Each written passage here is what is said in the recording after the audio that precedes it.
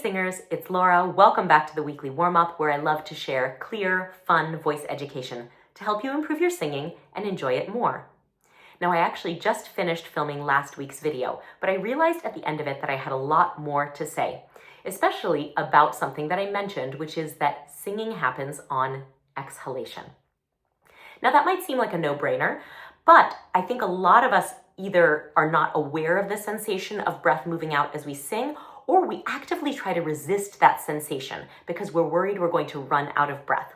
So today, let's talk about the breath cycle and let me show you some exercises that can help you to create a breath cycle that is more free, more comfortable, and creates more successful singing.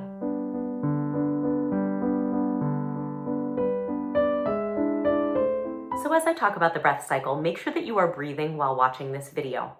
It's really common for us to hold our breath even in daily life, so make sure that as you're watching, you just have a nice relaxed breath cycle in and out. Now, the breath cycle comprises two sections, inhalation and exhalation. That's quite obvious. And as I said, singing happens on exhalation. At the most fundamental level, singing, the vocal instrument, the vocal cords, vibrate while breath is passing through them on its way out of the body, and that is what creates the pitch of singing. So we really cannot create a singing sound without breath moving out of our body. At the same time, most singers are so concerned about running out of breath that they actively resist that sensation of letting the breath move out. And so what ends up happening is that we activate our inhalation muscles even as we exhale. We're sort of caught in this isometric blocking, and we feel really tight. And unfortunately, because the inhalation muscles are already active as we are singing, when we get to the end of that phrase, those inhalation muscles are kind of halfway engaged already and are not ready to just jump in and help us take a quick, effective, effortless breath. So today, if you have been working to try and get a bigger and bigger and bigger inhalation and it's just not working for you, let's turn that breath cycle upside down and work on finding a breath cycle that has a really engaged and active exhalation. So we're really actively moving the breath out while we sing. This might be a novel or even scary sensation, and then just letting the breath come in when we're done with the singing phrase. So in order to help you feel this sensation of an engaged and active exhalation and then a released and effortless inhalation, we're going to do the hiss and tuck exercise. This is going to be a loose and comfortable hiss, not super pressured. And what we're going to do is place the hands on the upper and lower abdomen. As we inhale, we'll feel expansion under both hands. And then as we hiss, we're going to really prioritize the action of the lower belly muscles, the ones under the lower hand. And we're going to tuck those muscles inward and upward as we hiss out. Here we go. Inhale, both hands move. Hiss and tuck.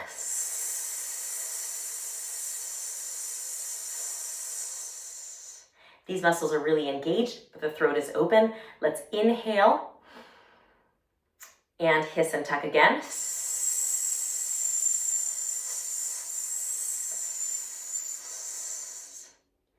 Inhale and hiss and tuck.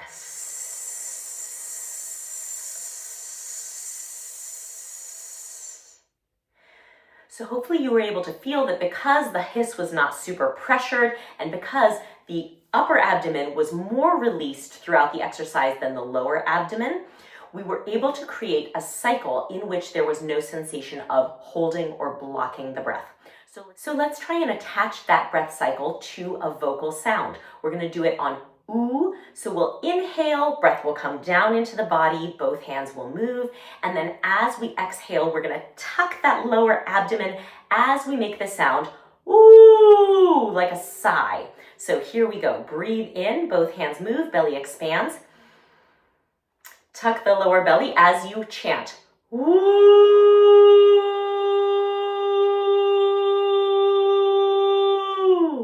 My lower belly was really active, no blocking in the throat, no clenching in the upper abs. Now I'm going to release, let the breath come back in, and go again. Ooh.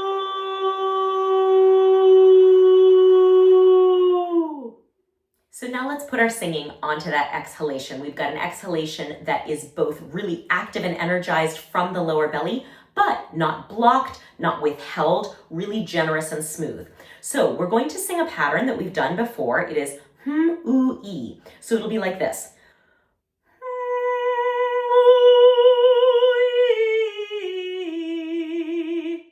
Holding on an M hum, holding on an oo, and then coming down a 5-note scale on E. But when I say holding, I only mean the pitch. The breath will not hold. And in fact, I want you to really prioritize moving the breath, tucking the abdomen at the same rate through the whole exercise. Make sure that whether you're humming, holding a note, or singing a variety of pitches, the breath is always moving as you make sound. Here we go. Breathe in.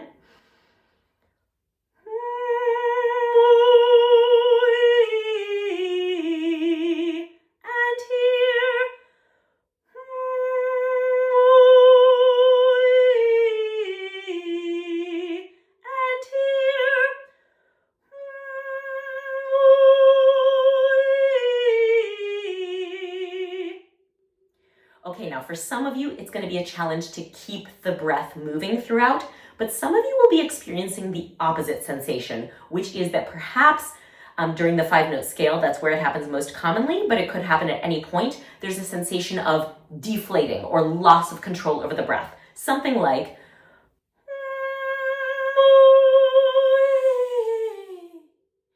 if that is happening, just make sure that you're targeting these muscles and that you're monitoring the flow of air so that it is constant, not stopping, not restricted, but also not deflating or letting go at the end of the exercise.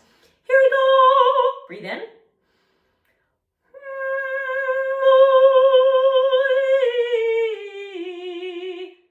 one more.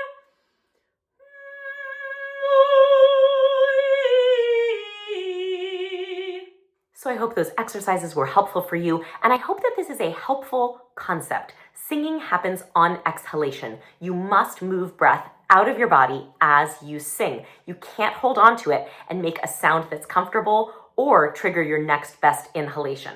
So try to get on this breath cycle, do your best, and if it's scary to think about just using your air, remember that old saying, you've got to spend money to make money. It really does work the same way with breath. If you use it up, your body will be primed to take a really clean, effortless inhalation, and you will be on your way to a more and more generous breath cycle.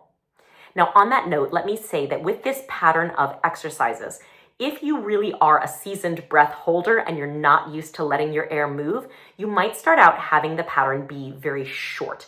And what you might have to do is move it faster. So you might have to go, that might be as long as you are able to move breath out of your body.